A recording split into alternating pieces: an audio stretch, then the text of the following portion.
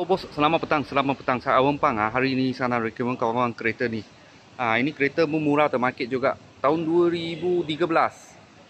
Audi Q7 Q7 Quattro 3.0cc. Harga cuma jual, harga cash 22,800. 22,800. Boleh nampak dia punya lampu atas ada LED ni. Okey. LED projector Quattro. Okey.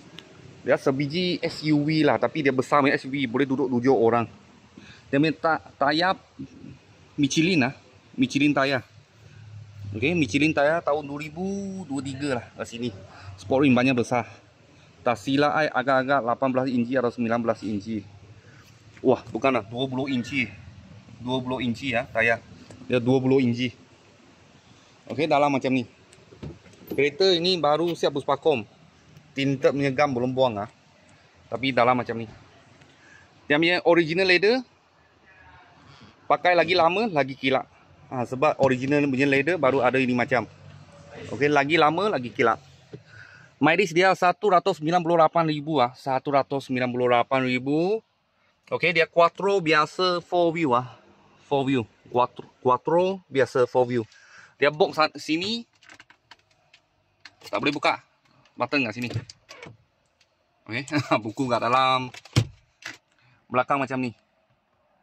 Okey, dia boleh duduk 7 orang lah. Boleh duduk 7 orang. Kita pergi belakang tengok. Belakang. Okey. Di dalam. Macam ni lah. Sebab sini banyak gelap. Tak nampak sangat. Tak nampak sangat. Kalau nak gambar saya pun ada. Saya ada gambar. Okey, tahun 2013. Tahun 2013. Audi Q7 Q7 3.0 auto. Ini Quattro punya lah.